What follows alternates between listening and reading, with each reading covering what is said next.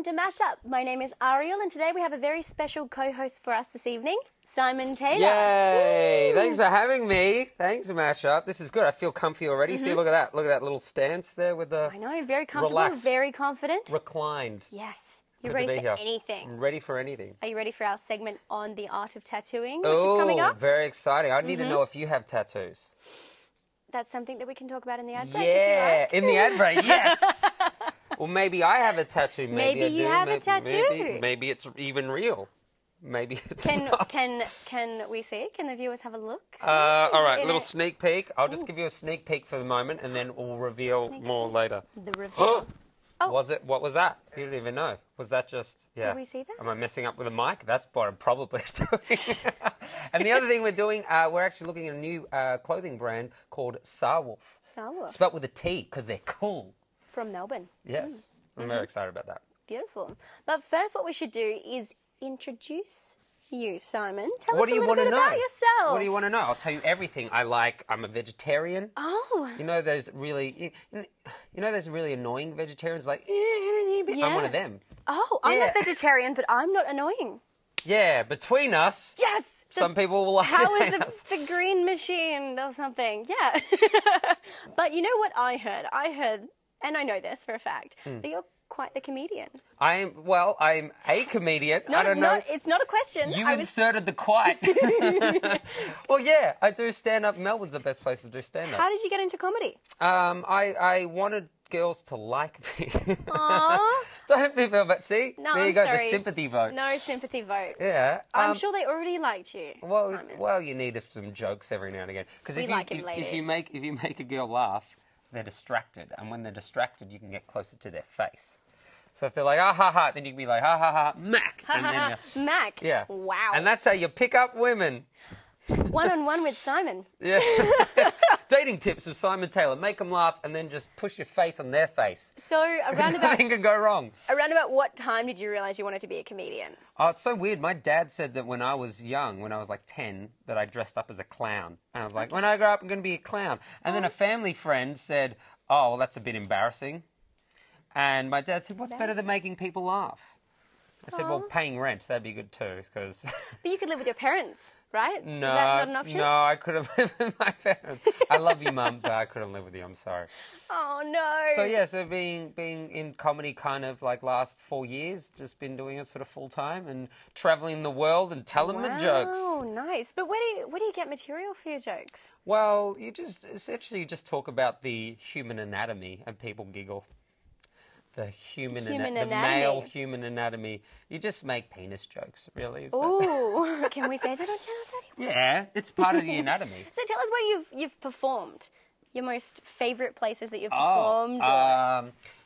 In Melbourne, there's heaps of good places. There's like the Imperial Hotel, Comics Lounge, Local Laughs. There's other ones, Spleen. I've heard of Funny all at the these. Brunny. Yeah. Man, Melbourne is full of gigs. We should all go see him together. There's one called Shisha Comedy. Where you know the shisha I pipes? I really like the apple flavour. Right, so there's a comedy night in Springvale where they have shisha and comedy. So not only do you hear them laugh, but you see the puff of smoke when they... It's like I Dream of Jeannie all over again. Pretty much, yeah. So it's fun times. I want to know what happens when you forget your material. The audience boos and they throw things out. I'm sure the audience is a bit more understanding. No, you just gotta make it up, or you just go, well, that's my time, guys. So you kind of create your own. What's your most embarrassing moment on stage? Do you have one? Most embarrassing moment on stage is probably last night. I twerked. I did twerking. Got my twerk on. Oh no! But I did it a little too close to the front row, and so one of the girls just went, "Ooh!" And I'm like, "Come on, it was a decent twerk." Oh, so your whole getting girls with comedy didn't work that night. It backfired on me. It did the reverse. It did everything I didn't want it to do. Okay, so the inevitable question: can you tell us a joke? I can tell you a joke, but before I do that, I'll let you know that this joke comes from my show, Live on Bowen, which I host on Friday. So if you like this joke, there's more where they came from. But Mashup is also good, people. If you don't, stay with Mashup. So the joke is, so we all know the Duchess of Cambridge, Kate is pregnant again. Yes? Oh, you know this. That's pregnant actually news again. to me. Well done, Kate. Well, see, comedy and informative. Yeah. So, Duchess of Cambridge is pregnant again with their second baby, right? And can you imagine being there when her waters break? Because as far as I know, nothing beats a royal flush. Now, the crew are laughing, but they're holding it back. Come on, guys, you loved it. Turn the cameras around. The cameramen love that joke. Well, to take us to the break, here's some more of Simon's performance on gosh. Channel 31's Live on Bowen, which he hosts Friday nights at 8:30. Yay, me. Our next guest is a Melbourne comedian who last year became the writer for The Tonight Show with Jay Leno. He just got back from a massive tour of the US and has a show called Funny at the Melbourne Fringe. Please welcome Simon Taylor. Thanks so much. All right. Hey, guys. Have you noticed that you can only understand a middle-class Australian accent? Too bogan, it's all nose. And too posh, it's like a politician on Question Time or something. I'll give you the bell curve, right? Lower, middle, upper. I went to a server to get a packet of cigarettes and asked for a packet of cigarettes. They said they didn't have any. I'm like, that's ridiculous. There's a service. Preposterous. So you've got to be in the pocket. But in one place in Australia, they get a little bit confused. In Adelaide, they don't say chance and dance like the rest of us. They say chance and dance, because they're free settlers. They settled freely. We didn't have convicts, but they do have ferals. Because I was at a petrol station in Adelaide, or as they call it, a fine dining restaurant, and I overheard a guy saying, "Oi, if you do that to me again, I'm not going to give you another chance. I'll stab you." You weirdos, Adelaide. But Australian language is so amazing, right? We're so efficient with our language. You hear our greetings, right? What is going on? 5 syllables, I'll knock that off in 2. Scar non. Scar non. Job done. Doesn't even sound English anymore. That could be Spanish. Hola, scar non. Thanks. There's more. There's more. How are you going? Nah. Hang on. Hang on. Like a bogan ambulance. Hang on, hang on, hang on, hang on, hang on. Good. But the most efficient and the most beautiful piece of language from the Australian vernacular has to be the glory, the joy that is yeah, nah. Oh, it warms my heart. It warms my heart. It's the most beautiful thing a human being can say. It's true. Do you know that Shakespeare used to say yeah, nah? Not in those words. He said, to be or not to be. Yeah. Nah. My name's Simon Taylor. Thanks so much. This was Simon Taylor. Thanks, man. Coming up.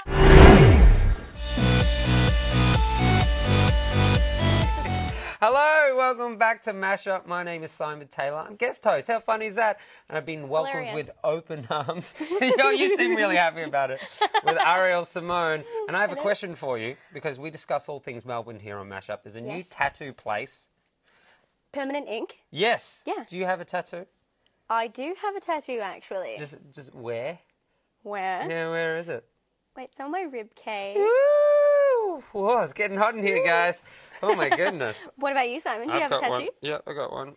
Ooh, Look at this. close up, everybody. Totally real. Check that out. Oh, so it's real. Yeah. I know it looks like it's nice. texture, and that's probably because it is, but it's totally Japanese-ish. And what does it say? It says, "Excuse me," in Japanese. Excuse me. Yeah, because the crew member who did it during the break was just like, "Oh, what should I write?" And that's all we could come up with. Excuse me, put your shirt back on.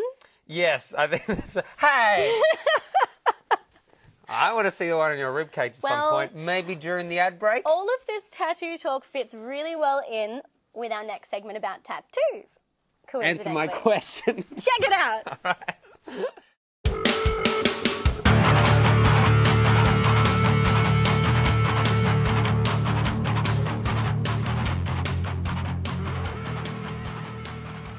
The craze of getting a tattoo is more popular than ever. People of all ages seem to converge more regularly to tattoo parlours for the experience of getting the most cherished memories, interests, or fascinations permanently inked onto their skin. Now, for those of you interested in getting a tattoo, but just too nervous because you have no idea the kind of steps that are taken, or find yourself attracted to the idea, this should clear a few things up. The first and best thing to do is walk in with some kind of idea of what tattoo you would like to get. Walking in with nothing could annoy most artists, because they don't want to be responsible for giving you something you don't like which you're going to have for the rest of your life. And having some kind of visual of what you're thinking can help your tattoo artist a great deal. For most tattoo artists, they give input into the idea and change things to their style in order for you to get the best possible tattoo. This is also where the discussion of colour, placement and size will take place for your desired tattoo. Depending on your desired tattoo and the artist's schedule, you may get started almost straight away, or be asked back at a later time. The tattoo artist will then drop the idea fully and prepare a stencil. Any needle, or anything else for that matter that punches the skin, is completely brand new. Nothing is used multiple times under any circumstance. Anything that gets used multiple times, such as the grips, is first sterilised in a machine. They put on a rolling boil for over 10 minutes to fully sterilise them. And once this is complete, the tattoo guns are then fixed with the needles, the desired inks are laid out, and the tattoo table is then cleaned and glad wrapped to fully sterilise the area. Now it's time to get started. The skin is dried and rubbed down with a special ointment before the stencil is placed on the skin. This is also where you hear the buzz of the tattoo gun for the first time as you feel a slight prick. This may be a shock at first, but as the tattoo continues, it's just a minor annoyance. Tattoos can take time, depending on the size, how much colour and detail is in the piece, and if there's any shading necessary. After the tattoo is complete, the skin is wiped down and ointment is applied with a bandage to help the skin heal properly. You should then continue to apply this over the next week or so to make sure it fully heals without infection. And that, in a nutshell, is what you should expect when getting a tattoo.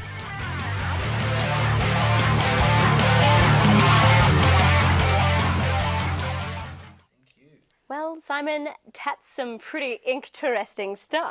That was an incredible joke. These jokes are free, guys, okay? All right, we don't get paid to do them, so just enjoy them. We only get told to do it. We only get told to do them. Be more funny. So you have a tattoo on your ribcage. Yes. You haven't told us what it is, may I ask? It's personal. Okay. Does that mean it's me? Is it big my face on it? Okay, Is this a big moment for you? The big reveal. It's actually Morgan Freeman Is it? smoking a cigar Yep. on a jumping castle. On a jumping castle. That sounds really fun. It's really odd that you say it because I have exactly the same. What? No, I don't. I have $200 worth of tattoo deposits down for tattoos that I never went and got. What? What's that? What's that? You get 200 deposits? Yeah, What is $200 that, like worth Gryffindor of points or something? Yeah, that exactly. just... No, $200 worth of deposits. Okay. So it's like $50 here, $50 here, $100 here. Oh my gosh. So 3 different times I've gone, this is the tattoo I want it across here or over here on my face. You piped out? Yeah. And I wake up and go, I'm not getting that. Wow. Yeah. So I've spent... What's your pain threshold like? This is painful right now. This leg crossed over the other leg. It really hurts. Well, I don't suggest you get a tattoo then, my friend. Did you? Were you okay with yours? I was fine with mine, Have but you I'm a got ninja. You got a high. You're a ninja. I'm a ninja. Hey, yeah. You just got I have chops. No, moves. not much of a ninja. Well, anyway, we'll be right back on Mashup after this. Hey, yeah. See, got you again. I don't know. You keep...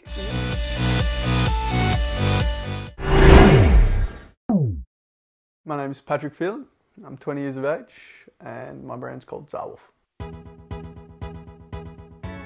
The name Zarwolf came from my last name. In Gaelic means wolf, and the Russian interpretation of Tsar is an emperor or a king. I started thinking about creating my brand a year and a half ago, and I actually made it just over 12 months ago. Dreaming, now I'm supposed to fill it up with something. I decided to create my own brand because I started making clothes for myself. I really enjoyed this, and I thought this could be a real opportunity for me.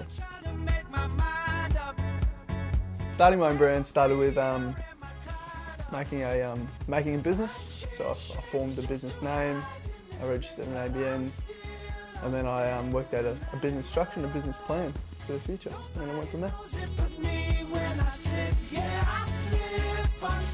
I'm studying a Bachelor of Business, majoring in Human Resources and Marketing. Marketing definitely helps in understanding buyer behaviour, but it also understands in how you can break through the clutter. But it gets bigger till your horse is always running. The amount of time I spend researching my brand would vary depending on my uni load and my workload.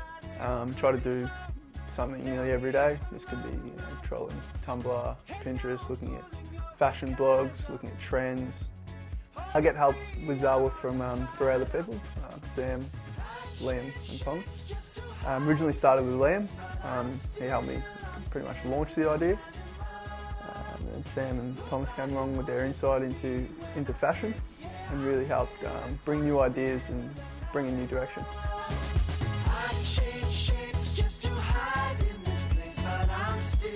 I definitely don't think I could have come this far without the help of Sam, Liam and Thomas. They really help share the workload, always offer a good second opinion. In 5 years, I'd like to see my brand still as a small Melbourne-based label. I definitely don't want to see it commercialised and mass-produced. And it's something that I always want to keep a niche and limited product. What influences me would be local Australian brands, current trends, past trends, music, architecture. All these things are what inspired me to make clothes. I would describe Zarwolf as simplistic, yet different.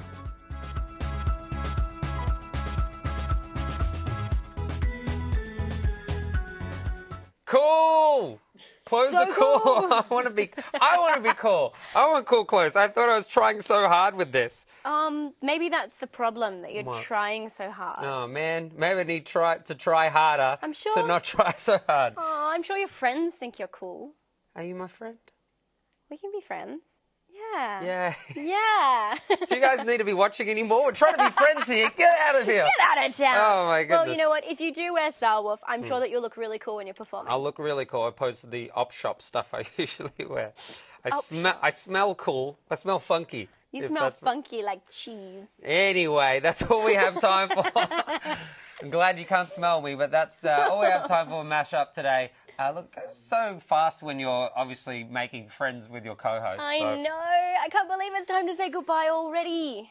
But thank you for coming in today, Simon. Thanks for having me, and I very much appreciate being guest host because, I'm always busy being the host of my own show, 7:30, 8:30 on Fridays. I forgot who my show is. 8:30 Friday, Channel 31 live on Melbourne. Oh, stop it. Yes, got a little plug-in. To take us out, we have Max Goes to Hollywood performing their single, I'm So Clean, It's Not Even Ridiculous. It's because they don't go up shopping. Good night, Melbourne. Bye. Good night.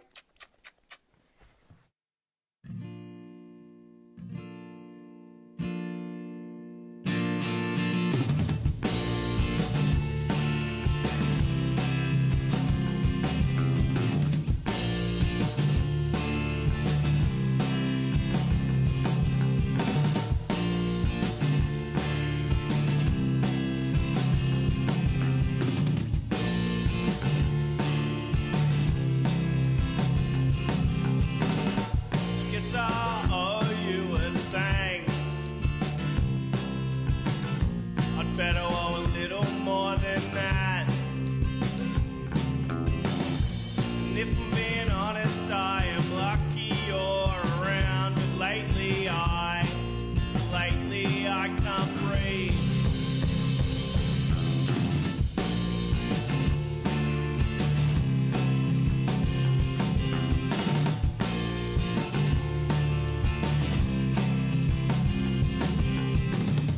And I feel sorry for your lungs and how unwilling they've become.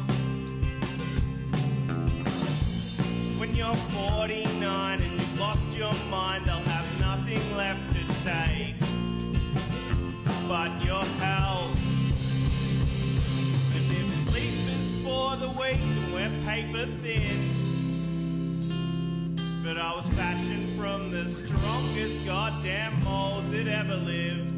And I know I seem divided at the best of times, but I'm just growing my roots and letting you grow into me.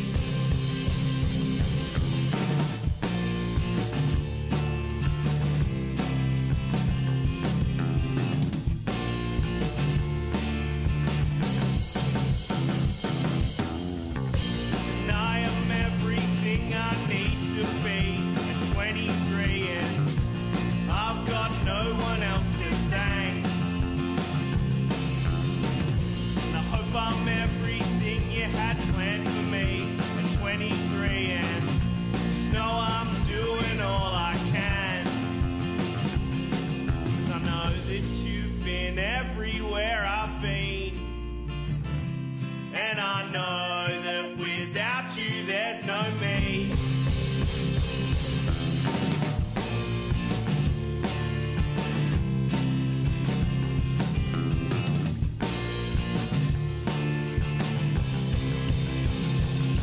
And if sleep is for the weak, then we're paper thin. But I was fashioned from the strongest goddamn mold that ever lived. And I know I seem divided at the best of times, but I'm just growing my roots and letting you grow into me. If sleep is for the weak, then we're paper thin. If sleep is for the weak, then we're paper thin. If sleep is for the weak, then we're paper thin. But we always wake up stronger than we did the day before.